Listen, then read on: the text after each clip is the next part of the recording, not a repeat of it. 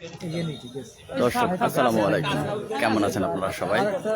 আজ 11 ডিসেম্বর রোজ বুধবার। আমি বেল্লাল আপনাদের সাথে যুক্ত হয়েছি আমতলী ইউনো অফিস থেকে। আমতলীর আলোচিত হত্যাকাণ্ড তনয় এর খুনিদের আসামিদের অ্যারেস্ট করার জন্য এক মানববন্ধনের আয়োজন করা হয়েছে। আপনারা আমার সাথে থাকুন, লাইভটি দেখতে থাকুন।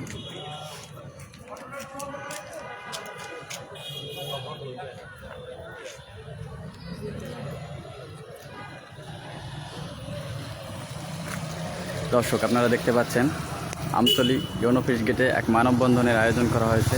আলোচিত নিয়াজ মোরশেদ তনয় আত্মহত্যার প্ররোচনাকারীদের দ্রুত গ্রেপ্তার ও শাস্তির আওতায় আনার দাবিতে এক মানববন্ধনের আয়োজন করা হয়েছে। আপনারা আমার লাইভটি যে যেখান থেকে দেখছেন প্লিজ সবাই শেয়ার করুন।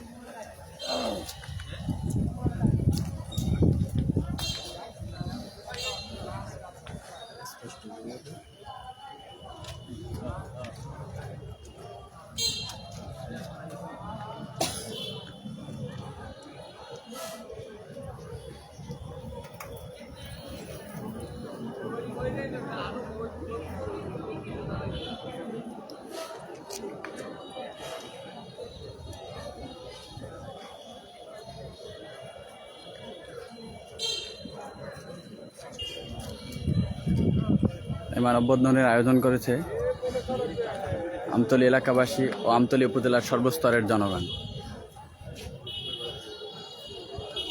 প্লিজ যে যেখান থেকে আমার ভিডিওটি দেখছেন সবাই শেয়ার করুন। আলোচিত নিয়াজ মোরশেদ তনয়ের আত্মহত্যায় প্ররোচনাকারীদের দ্রুত গ্রেপ্তার ও শাস্তির আওতায় আনার দাবিতে মানববন্ধন। আমতলী উপজেলাবাসী এবং আমরাও চাই এই আত্মহত্যায় প্ররোচনাকারীদের দ্রুত গ্রেপ্তার ও শাস্তির আওতায় আনার দাবিতে।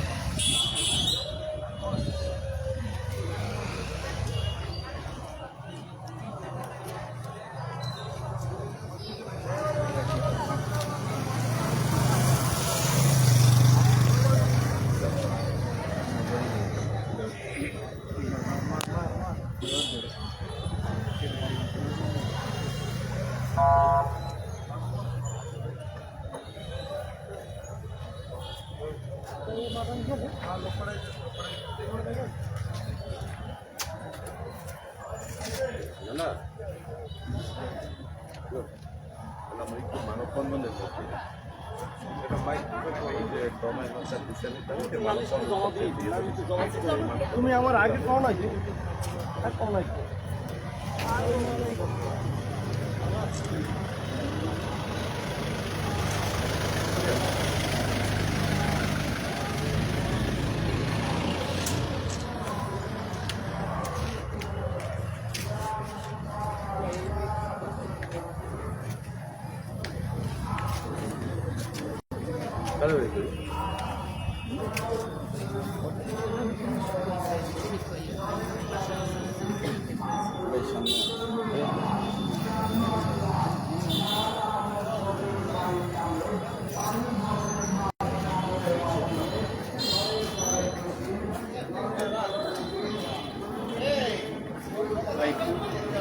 ঠিক আছে।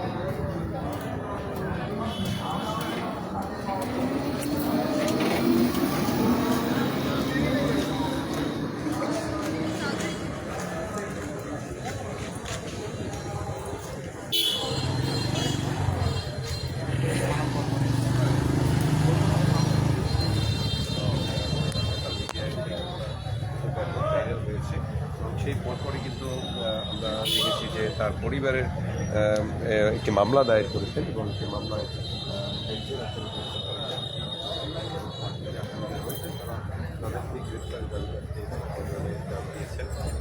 একটা লম্বা লাইন সামনে কিন্তু বিমানবন্দরে দেখেছি যে এই আমতলী উপজেলার সংস্থানের এলাকাবাসী এবং উপজেলা সংসদের জনগণ তারা কিন্তু এসছেন এবং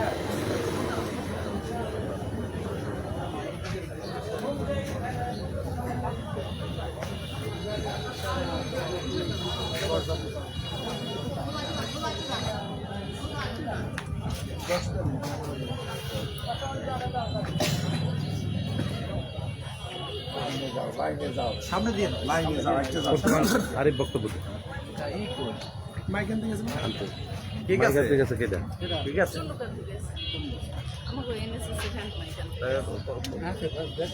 কত দূর আইছে আসে কত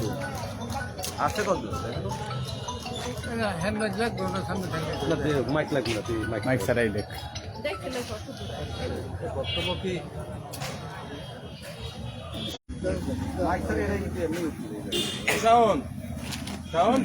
আপনারা একটু সামনে আগাইয়েন যাতে স্পষ্ট বসে অটোটা একটু অটো একটাই দাও কখনটা ওখান থেকে দেখতে লাগবে না মাইক লাগবে না মানে আইতে আছেন নাকি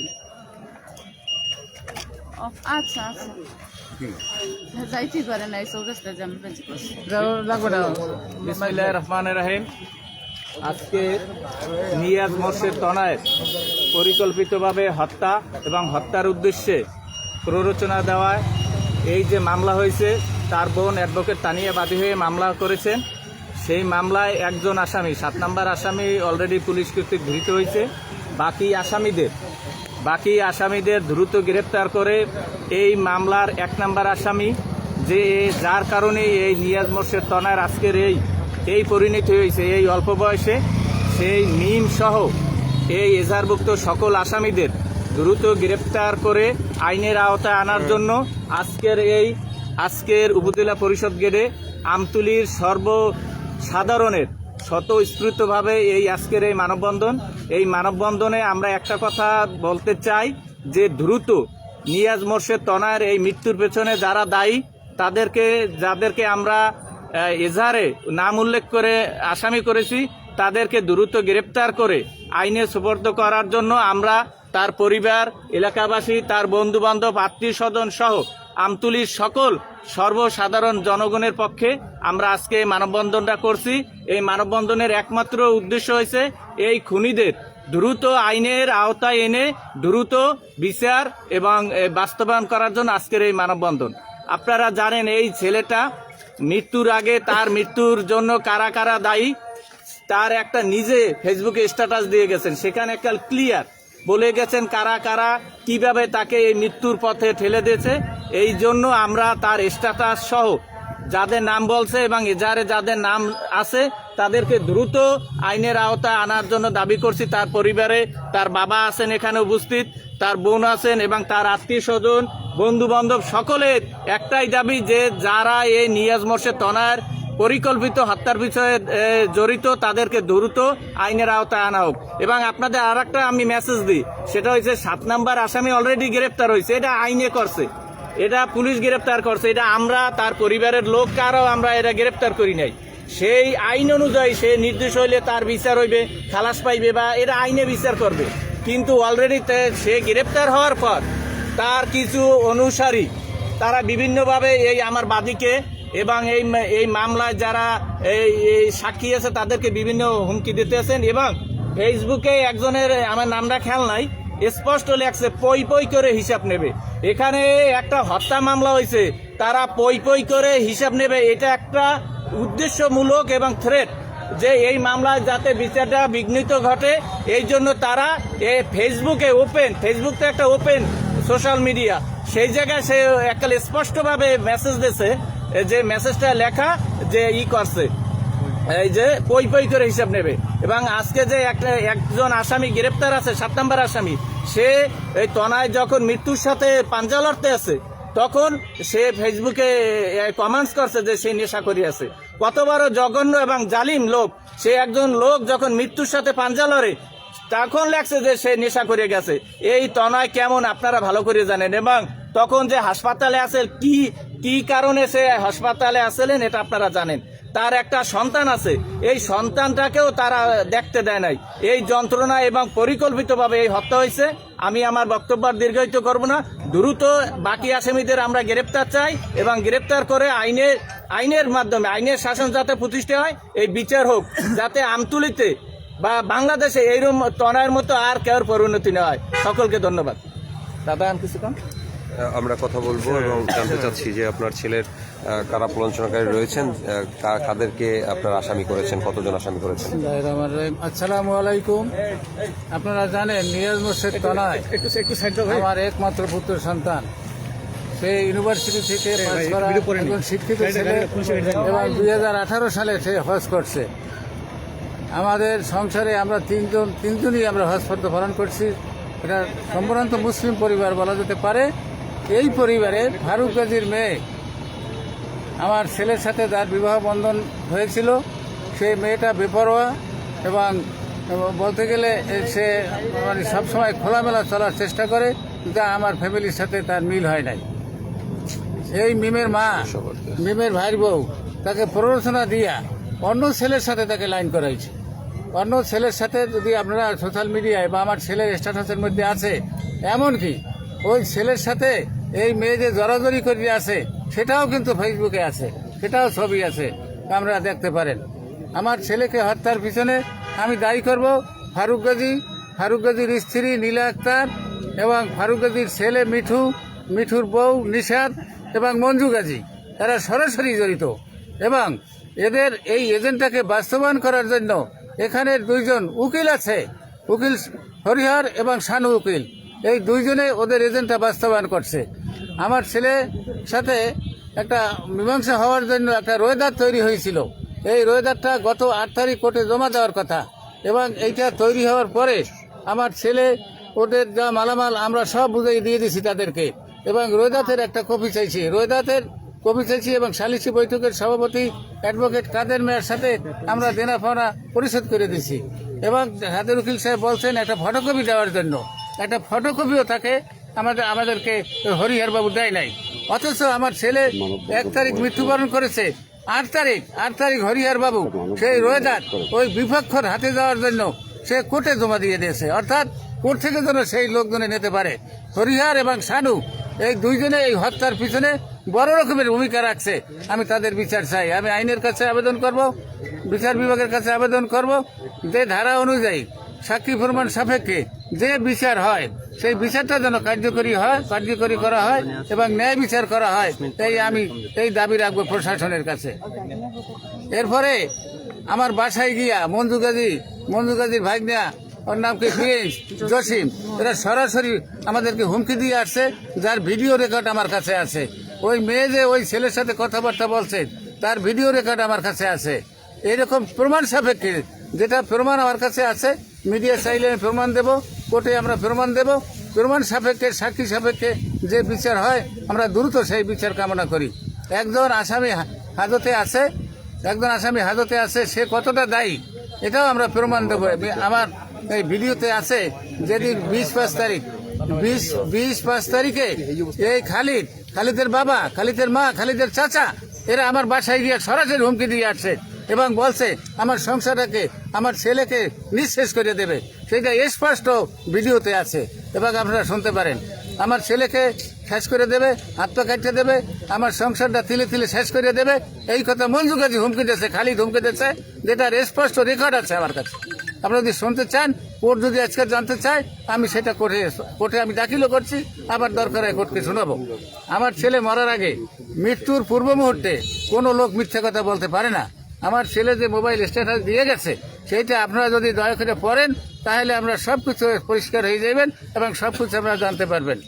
আমি যারা এর পেছনে দায়ী, ফারুক গাজী, তার বউ, তার ছেলের বউ, তার ছেলে, তার ভাগ্নেরা, তার মঞ্জু গাজী, এরা সবাই এই খুনের পিছনে দায়ী এবং এই খুনের এই যে মৃত্যুর পিছনে যারা ছিল এবং যারা তাদেরকে সহায়তা করছে, সেটা 1 নম্বর হইল অ্যাডভোকেট শানু, 2 নম্বর হইল হরিহর বাবু।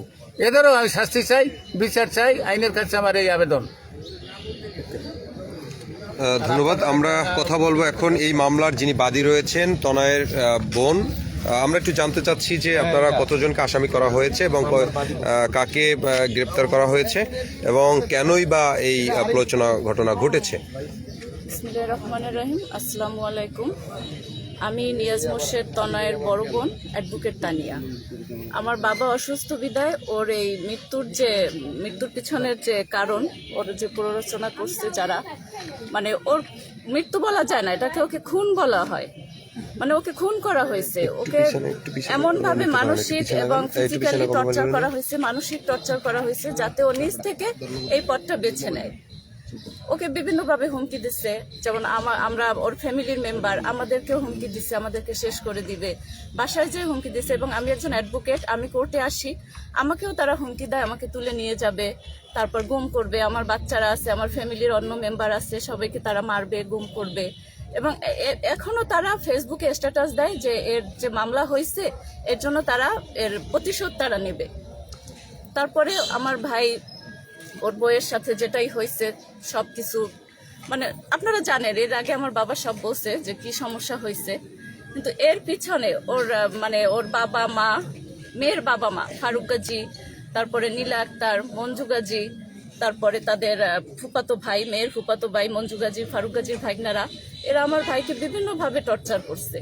ইভেন এরা ইউন অফিসের সামনে এসে হুমকি দিয়ে গেছে আমার ভাইকে যে তারা ওকে হত্যা করবে, গুম করবে, ওর হাত পা ভাঙবে, ওর নামে হয়রানিমূলক মিথ্যা মামলা দিবে। আমার ভাইকে বিভিন্নভাবে মেন্টাল প্রেশার দিচ্ছে। এবং এরা সবাই আমার বাসায় গেছে, বাসায় যে আমার আচ্ছা, এই সকল হুমকির কারণে আপনারা আতঙ্কগ্রস্ত কিনা? হ্যাঁ, অবশ্যই আতঙ্কগ্রস্ত। আমরা চিঠিও করছি থানায়। এবং তারা পূর্বে মানে এরকম হুমকি দিয়ে আমার ভাইকে একদম মৃত্যুর পথে ঠেলে দিচ্ছে। আর এখনো তারা, আমার ভাই মারা যাওয়ার পরও এখন যারা আমরা ফ্যামিলি মেম্বার আছি, আমাদেরকেও তারা হুমকি দিয়ে এই হুমকিটা কেন দিচ্ছে? এখন দিচ্ছে কেন? যেন আমরা এই মামলা প্রত্যাহার করে মামলা ফেলি। প্রত্যাহারের জন্য। মামলা প্রত্যাহারের জন্য। আপনার কাছে একটি বিষয় জানার আছে। আমরা একটি সোশ্যাল মিডিয়ায় তনয়ের স্ত্রীর সাথে আরেকটা ছেলের সাথে ছবি দিচ্ছি। ওই ছেলে কে? ওই ছেলের কি কোনো পরিচয় পাওয়া গিয়েছে? ওই ছেলের ওইটাই তো ওর পরকীয়া প্রেম। সে কে, কোথায় বাড়ি, মানে তার নাম কি? ওর নাম কি করে? বাহাদুর, ডাক নাম বাহাদুর, হাসান তারেক বাহাদুর ওর নাম। ওর যতটুকু জানি ওর বাড়ি বরিশালে, কিন্তু অরিজিনাল কোনো অ্যাড্রেস আমি জানি না। ওটা আমার ভাই হয়তো জানতো, সেও জানতো না, মিম জানে। ওই মিম জানে বা ওর ফ্যামিলিও জানে। ওই ছেলে ওর ফ্যামিলিতে আসছে, মিমের বাসায় এসে বেড়াই গেছে এবং এই ছেলের সাথে পরিচয় ঘটাই দিছে মিমের ভাই, বড় ভাই হাসান, মেহেদি হাসান মিঠু এবং তার ওয়াইফ হুমায়রা রহমান নিশাদ। ওরাই এই ছেলের সাথে ওর পরিচয় করাই দিছে এবং বিভিন্ন জায়গায়, বিভিন্ন রেস্টুরেন্টে, বিভিন্ন বাসায়, হোটেলে, বিভিন্ন জায়গায় ওরাই ওই ছেলের সাথে ওকে দেখা করাইছে। মানে এদের সব ভিডিও পরিকল্পিতভাবে এরা করছে। এটা অডিও আছে আমাদের, ওরা যে ভয়েসে কথা বলছে অডিও আছে এবং ওদের মেসেজের স্ক্রিনশট আছে। তনয়কে পুলিশ কেন গ্রেপ্তার করছিল? এটা ওর ওয়াইফকে ও ডিভোর্স দেওয়ার পরে, ওর ওয়াইফ ডিভোর্সের পরে একটা যৌতুক মামলা করছে। ডিভোর্সের পরে যৌতুক মামলা করছে, ওই মামলায় তনয়কে অ্যারেস্ট করা হয়েছে। এখন আপনার সর্বশেষ সেই মামলা কি পরবর্তীতে তোনা জামিনে আসছিল? হ্যাঁ, জামিনে আসছিল তনয় এবং এই মামলাটা আপোষ মীমাংসার শর্তে জামিন হয়েছে। এবং এটা ভার ছিল ইসের উপরে, আমাদের লয়ারদের উপরে, সিনিয়র কয়েকজন লয়ার এটা নিয়েছিল। তখন যখন আপোষ মীমাংসার কাজ চলতেছে তখনই ওরা আমার ভাইকে বিভিন্ন ধরনের হুমকি ধমকি এবং হয়রানি করছে যাতে আপোষটা না হইতে পারে। এখন আপনাদের সর্বশেষ চাওয়া কি? আমরা চাই আমার ভাইয়ের এই পরিণতির জন্য যারা দায়ী তাদের গ্রেপ্তার, হ্যাঁ, প্রত্যক্ষ এবং পরোক্ষভাবে যারা দায়ী তাদেরকে অবিলম্বে গ্রেপ্তার করে তাদের একটা ন্যায় বিচার যেন, মানে বিচার হয় যেন, সুষ্ঠু বিচার যেন হয়। আমার ভাইয়ের হত্যার বিচার যেন আমরা পাই, সুষ্ঠু বিচার যেন পাই। ধন্যবাদ। দর্শক, আপনারা কিন্তু শুনতে পেরেছেন এবং এই তনয় মৃত্যুর আগে তার একটু সবাই এই কাজটা আসলে খুব ভালো হয়।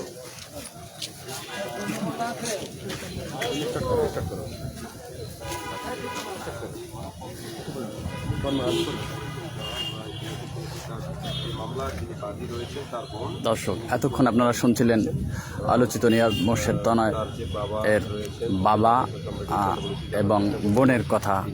ওনাদের কি দাবি? আসলে ওনাদের দাবি হচ্ছে এটাই, যেন ওনার ভাই এবং ছেলে এর হত্যাকারীদের আর কি বিচার। একজন আসামি ধরা পড়েছে এবং বাকি আসামিরাও যেন ধরা পড়ে। এই উপলক্ষে এরা মানববন্ধনের আয়োজন করেছে। আপনারা যে যেখান থেকে আমার ভিডিওটি দেখছেন প্লিজ সবাই শেয়ার করে ছড়িয়ে দিন। আমরাও চাই তনয়ের হত্যাকারীদের বিচার। একজনকে গ্রেফতার করেছেন পুলিশ তেমনটাই কিন্তু জানিয়েছিলেন।